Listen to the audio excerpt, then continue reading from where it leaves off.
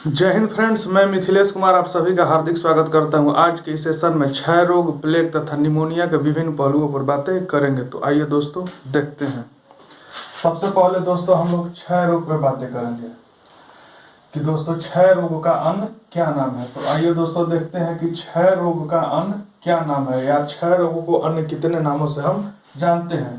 तो दोस्तों क्षय रोग को ही हम तपेदिक कहते हैं, यक्षमा कहते हैं, राज यक्षमा कहते हैं या टीबी कहते हैं। यानी क्षय रोग को दोस्तों तपेदिक, यक्षमा, राज यक्षमा तथा टीबी के नाम से भी जानते हैं। और दोस्तों टीबी का ही फुल फॉर्म होता है ट्यूबरक्लोसिस। ठीक है दोस्तों। अब दोस्तों देखते हैं कि क्षय रोग में प्रभावित अंग कौन सा होता है। यानी किसी व्यक्ति को अगर क्षय रोग होता है तो उस व्यक्ति के शरीर का कौन सा अंग प्रभावित होता है। तो दोस्तों उस व्यक्ति के शरीर का फेफड़ा प्रभावित होता है। ठीक है दोस्तों। तो दोस्तों यहाँ से क्वेश्चन ऐसे बनते हैं कि क्षय रोग से प्रभावित अंग कौन सा है। तो दोस्तों सीधे सीधे आप उत्तर देंगे कि क्षय रोग से प्रभावित अंग फेफड़ा है। अब दोस्तों देखते हैं कि क्षय रोग के जीवाणु का क्या नाम है, यानी क्षय रोग के कारक जीवाणु का क्या नाम है। तो दोस्तों क्षय रोग के कारक जीवाणु का नाम है माइकोबैक्टीरियम ट्यूबरक्लोसिस। दोस्तों यहां से भी एग्जाम में क्वेश्चन बने हैं कि क्षय रोग के जीवाणु का क्या नाम है। तो दोस्तों क्षय रोग के जीवाणु का नाम है माइकोबैक्टीरियम ट्यूबरक्लोसिस। साथ ही दोस्तों आप लोग क्षय रोग के अन्य नामों को भी ध्यान में रखेंगे, क्योंकि एग्जाम में क्षय रोग शब्द की जगह कभी कभी टीबी शब्द का भी प्रयोग करता है, कभी यक्षमा शब्द का भी प्रयोग करेगा, कभी राज यक्षमा शब्द का प्रयोग करेगा, कभी तपेदिक शब्द का भी प्रयोग कर सकता है। इसीलिए दोस्तों आप लोग टीबी को या क्षय रोग के अन्य नाम को आप लोग ध्यान में रखेंगे। अब दोस्तों देखते हैं कि क्षय रोग का संक्रमण, यानी क्षय रोग किसी व्यक्ति को, जिसे हम लोग टीबी के नाम से भी जानते हैं, कैसे होता है। तो दोस्तों रोगी के थूक से भी आपको क्षय रोग होता है, यानी टीबी होता है। रोगी के छींक से भी टीबी होता है। रोगी के खांसी से भी क्षय रोग होता है। यानी किसी व्यक्ति को अगर क्षय रोग है या टीबी है, अगर उस व्यक्ति के आप छींक से, थूक से या खांसी के संपर्क में आते हैं तो आपको क्षय रोग होने की संभावना बढ़ जाती है। या रोगी के सीधे संपर्क मात्र से भी आपको क्षय रोग या टीबी हो सकता है। इसके अलावा दोस्तों जल एवं वायु के माध्यम से भी क्षय रोग संचारित होता है। तो दोस्तों इसके संक्रमण को भी आप लोग ध्यान में रखेंगे। अब दोस्तों देखते हैं कि क्षय रोग के लक्षण क्या हैं, यानी किसी व्यक्ति पर क्षय रोग के लक्षण किस प्रकार देखने को मिलते हैं। तो दोस्तों व्यक्ति को शुरू में यानी प्रारंभ में हल्का बुखार होगा, हल्का ज्वर होगा और खांसी आएगा। अगर किसी व्यक्ति को क्षय रोग होता है तो उस व्यक्ति को प्रारंभ में हल्का बुखार होगा और खांसी आएगा। उसके बाद दोस्तों बाद में बलगम बढ़ जाता है तथा बलगम के साथ खून आना प्रारंभ हो जाता है। जैसे कि आप लोग दोस्तों इस लाइन को आप लोग हमेशा सुनते होंगे कि अगर किसी व्यक्ति को टीबी है तो उस व्यक्ति के बलगम के साथ खून आने लग रहा है, यानी क्षय रोग की पुष्टि हो गई है। तो दोस्तों हम लोग लक्षण देख लिए। अब दोस्तों देखते हैं कि क्षय रोग में प्रभावी उपचार या बचाव के क्या तरीके हैं। ठीक है दोस्तों। अगर किसी को क्षय रोग है तो उसको दोस्तों हम लोग सर्वप्रथम बीसीजी का टीका देते हैं, टीका लगाते हैं या देते हैं। यानी क्षय रोग में प्रभावी उपचार के तौर पर सर्वप्रथम बीसीजी का टीका लगाना अनिवार्य होता है। उसके साथ साथ दोस्तों कमरे को स्वच्छ वायु एवं सूर्य के प्रकाश की समुचित व्यवस्था करनी होती है।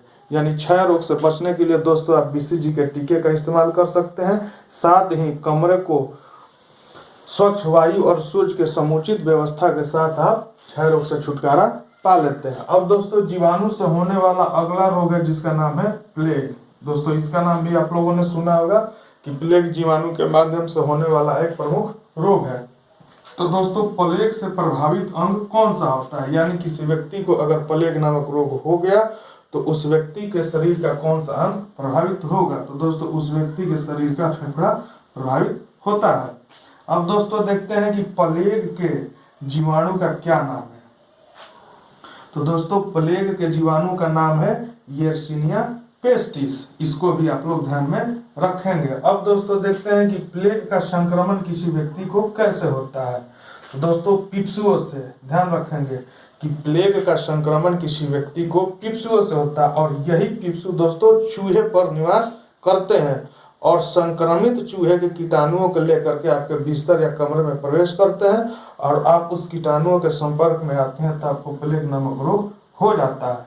तो दोस्तों देख लेते हैं इसका संक्रमण कैसे होता है। तो पिप्सुओं से जो संक्रमित चूहों के कीटाणु लिए होते हैं और उसी के संपर्क में आप आएंगे तो प्लेग नामक रोग आपको हो जाएगा। अब दोस्तों देखेंगे कि प्लेग के लक्षण क्या है, यानी किसी व्यक्ति को अगर प्लेग नामक रोग होता है तो उस पर सर्वप्रथम किस प्रकार के लक्षण देखने को मिलते हैं या प्रकट होते हैं।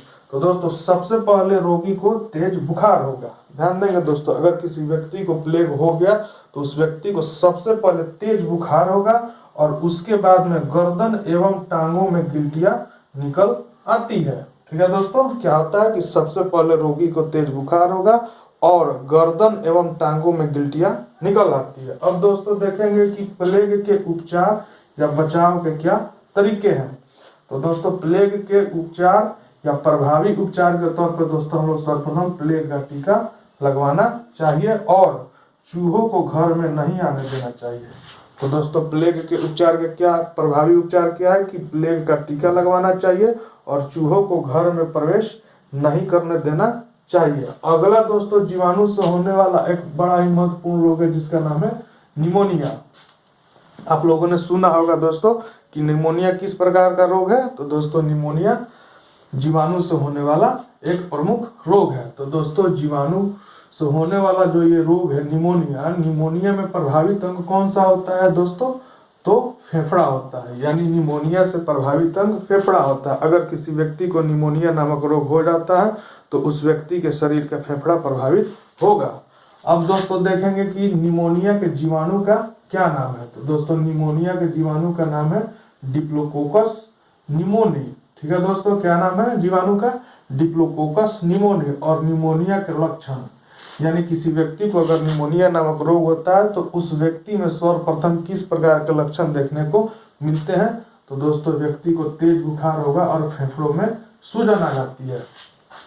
क्या होता है दोस्तों, अगर किसी व्यक्ति को निमोनिया नामक रोग होता है तो उस व्यक्ति को तेज बुखार होगा और उसके फेफड़े में सूजन आ जाती है।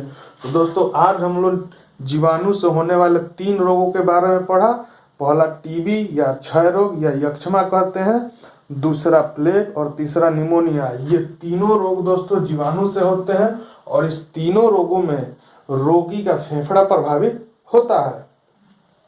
ठीक है दोस्तों, आप लोग इसके एक एक बिंदुओं को दोहरा करके चीजों को आसानी से याद कर सकते हैं। दोस्तों अगले सेशन में हम जीवाणु से होने वाले कुछ अन्य महत्वपूर्ण बीमारियों पर बातें करेंगे। तब तक के लिए जय हिंद, वंदे मातरम।